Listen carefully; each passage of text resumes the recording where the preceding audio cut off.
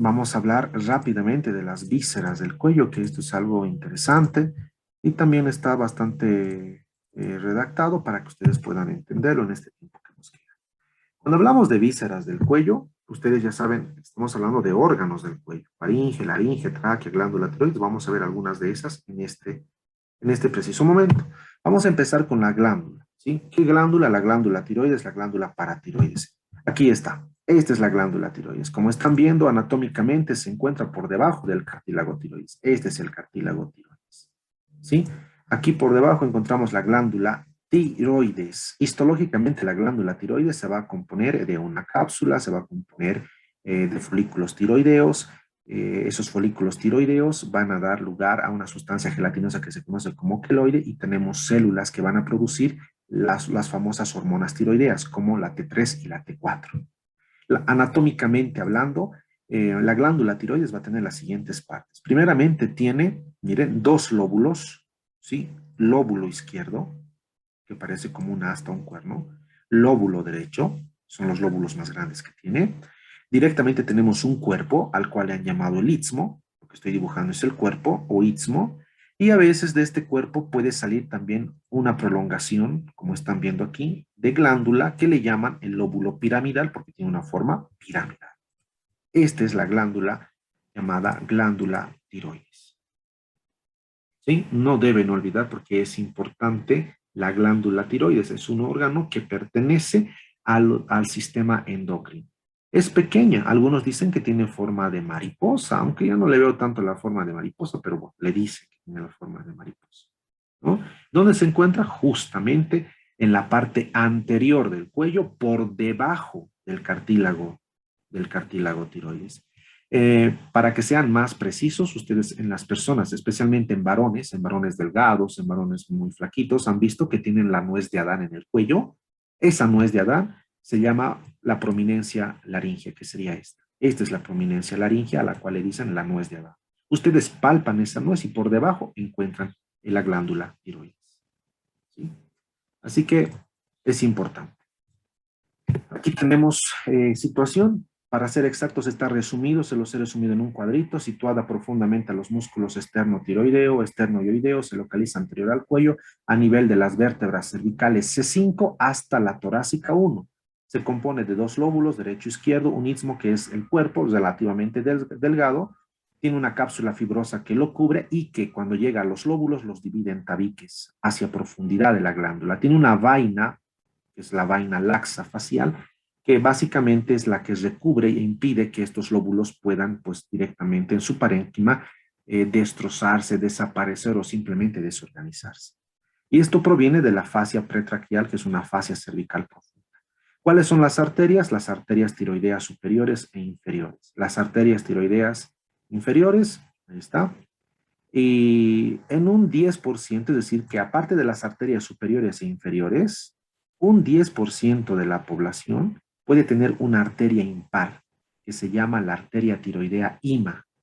Solamente el 10 o menos por ciento de la población tiene esta arteria, el resto de la población no lo tiene. Si la tiene, se llama arteria IMA, que es una arteria impar. El resto son pares, dos arterias superiores del lado derecho, dos arterias inferiores del lado derecho y así también del lado izquierdo. En cuanto a las venas, pues las venas son homólogas. Las venas se llamarían venas del plexo venoso tiroideo, que están conformadas por tres pares de venas. La vena tiroidea superior, que acompaña a la arteria tiroidea superior, la vena tiroidea media, que van a drenar estas dos en la vena yugular interna. Y la vena tiroidea inferior, que acompaña a la arteria tiroidea inferior, va a drenar en el tronco brachiocefálico, ¿no? Recuerden que las venas recogen la sangre, por eso se le dice drenaje, drenan. Nervios, ganglios simpáticos, cervicales superiores, medios, inferiores, que pertenecen a los plexos periarteriales cardíacos y tiroideos. También tenemos ganglios superiores e inferiores que van a dar una función vasomotora y una función especialmente no secretora, pero sí vasomotora. ¿Y qué secreta la glándula tiroides? Las hormonas tiroideas. ¿Cuáles son esas hormonas tiroideas? La T3 y la T4. Los ganglios linfáticos, ahí están, ganglios linfáticos prelaringios porque están delante de la laringe, los pretraquiales que están delante de la tráquea, paratraquiales que están al lateral a la tráquea, que son los ganglios importantes que van a proteger a esta glándula. Ahí están viendo las arterias. Esta es la arteria tiroidea superior, mírenla, ¿sí? Esta es la arteria tiroidea inferior. ¿De dónde proviene la arteria tiroidea superior? De la carótida externa. Ti, li, fa, fa. La primera mnemotecnia, la ti, es tiroidea superior. Por lo tanto, la tiroidea superior proviene de la carótida externa. ¿De dónde proviene la arteria tiroidea inferior? Directamente de la arteria subclavia. Esta es la subclavia del lado derecho, esta es la subclavia del lado izquierdo. De ahí proviene la tiroidea inferior. Y recuerden que el 10% de la población, reptilianos y gente así, pues tiene la arteria IMA. Aquí está la arteria IMA, que es impar, que muchas veces puede salir de la arteria carótida común o puede salir directamente del tronco brachiocefálico, dependiendo si es derecho o es izquierdo. ¿Qué pasa si tenemos un exceso de hormonas tiroideas? Pues tenemos una condición, ¿no? Cuando hay un exceso de hormonas tiroideas podemos tener hipertiroidismo. Este es el hipertiroidismo, una producción excesiva de hormonas tiroideas de T3 y T4 principalmente. Por lo tanto, si hay una carencia de hormonas tiroideas, tenemos hipotiroidismo. Las hormonas tiroideas, tanto T3 como T4, ayudan a regular la homeostasis celular. Todos tus órganos funcionan porque tus células están en un equilibrio fisiológico. Ese equilibrio fisiológico de tu riñón, de tu páncreas, de tus músculos, de todos tus órganos son regulados por las hormonas tiroideas. Entonces, tener muchas hormonas tiroideas te puede llevar a una condición clínica llamada como hipertiroidismo. Las características están ahí. Miren, generalmente son pacientes que tienen exoftalmos. Los globos oculares protruyen, ¿no? Dando la apariencia de una persona ojosa. A nivel del sistema nervioso puede estar ansioso, nerviosismo. A nivel del corazón acelera el ritmo del corazón, por lo tanto la frecuencia cardíaca supera los 100 latidos por minuto. Tiene problemas a nivel del hipotálamo, porque en el hipotálamo tenemos el centro de la temperatura y esto daña estas arterias que están en exceso, alteran la función hipotalámica, produciendo en estas personas sudoración y cambios de temperatura.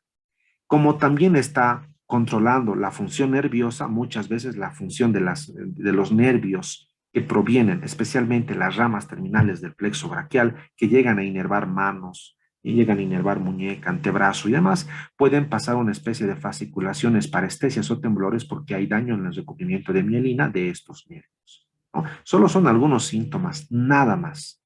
A nivel digestivo podríamos hablar muchas cosas. Por ejemplo, estos pacientes tienden generalmente a tener diarreas. ¿Por qué? Porque hay un aumento del peristaltismo intestinal, puede haber atrofia de las microvellosidades y los llevan a síndromes diarreicos, ¿no? La voz generalmente en estos pacientes es más aguda, ¿sí? Bueno, tanto que podríamos hablar de esto, pero estamos dando algo simplemente breve para que puedan encontrar. El hipotiroidismo es todo lo contrario. En el hipotiroidismo hay una carencia de hormonas tiroideas, por lo tanto la cara se dematiza, por eso se llama hinchazón facial. Es decir, que va a haber un acúmulo de agua en la región de los músculos faciales, dando una apariencia de una cara totalmente hinchada. Cansancio, letargia y fatiga, ¿por qué? Porque directamente afecta a nivel del músculo esquelético, produciendo esa fatiga muscular, letargia y cansancio generalizado. Si en el hipotiroidismo había taquicardia, en el hipotiroidismo hay bradicardia. Si el paciente en el hipertiroidismo está nervioso y ansioso, en el hipotiroidismo está totalmente pues letárgico, ¿no? Pasivo. Si en el hipertiroidismo hay temperatura, se eleva la temperatura corporal, por eso hay sudoración y escalofríos. En el hipotiroidismo generalmente hay sensación de frío, tiene frío al extremo, uñas quebradizas. Si en el hipertiroidismo hay síndrome diarreico, en el hipotiroidismo hay estreñimiento. Generalmente son opuestos los síntomas en la mayoría de los casos, ¿no? Entonces, hay que determinar qué hormona falta para dar tratamientos suplementarios con esa hormona. En el caso del hipotiroidismo, se le da levotiroxina, que es una hormona tiroidea sintética, porque como hay una escasez de hormona tiroidea, entonces aumentamos las hormonas tiroideas. En el caso del hipertiroidismo, que hay un exceso de hormonas tiroideas, se le da yodo, ¿no? Primeramente se extrae una parte del lóbulo. Generalmente el lóbulo derecho o el lóbulo izquierdo se extrae quirúrgicamente. Se quita esa parte del lóbulo de la glándula tiroides para que no estén produciendo mucha glándula tiroidea o mucha hormona tiroidea. Y se le da yodo, que lo que hace el yodo es inhibir a las hormonas tiroideas en exceso. De esa manera se controla. Las glándulas paratiroides son dos glándulas pequeñitas, aplanadas y ovoides que se van a situar directamente por detrás de los lóbulos derecho e izquierdo de la glándula tiroides. Son cuatro, dos glándulas paratiroides superiores y dos glándulas paratiroides inferiores. Entre una y la otra los separa 1 centímetro nada más, ¿sí? 1 centímetro de distancia, por si acaso. Las arterias que van a drenar son las arterias que están irrigando a la glándula tiroides, van a irrigar a la paratiroides. Las venas se llaman venas paratiroideas y los ganglios, pues vasos linfáticos de las glándulas paratiroideas. Estas son las glándulas paratiroideas. Miren, esto que están viendo de color amarillo son cuatro, ¿no? Que están por detrás de los lóbulos de las glándulas tiroides. ¿Para qué sirven? Te van a producir calcitonina, básicamente. Y sus células histológicamente se llaman células paratiroides. Laringe y tráquea. Bueno, la laringe tiene la función de dirigir el aire y el alimento hacia la vía respiratoria y el esófago respectivamente, ¿no? Hemos visto, vamos a ver aquí, el esqueleto de la laringe. El esqueleto de la laringe básicamente se compone de 9 cartílagos. 3 son impares y 3 son pares. Los impares son la epiglotis, el cartílago tiroides y el cartílago cricoides. Esos son los 3 cartílagos impares de la laringe. Y los pares serían el famoso ACC. ¿Qué significa ACC? Cartílago aritenoides, corniculados y cuneiformes. Aquí están observando una vista anterior y aquí una vista posterior. Estas son las cuerdas vocales falsas, estas son las verdaderas, y entre ambas un ventrículo laringio que histológicamente es un epitelio de transición, y a este nivel ocurren la mayoría de los cánceres de laringe. Bueno, lastimosamente me quedé sin tiempo, me hubiera gustado seguir explicando esta parte, pero se va a cortar la sesión en cualquier momento. Les voy a compartir mis diapositivas para que ustedes puedan ir aprendiendo un poquito más y profundizando el conocimiento de estos cartílagos de la laringe, incluyendo también la faringe, los músculos de la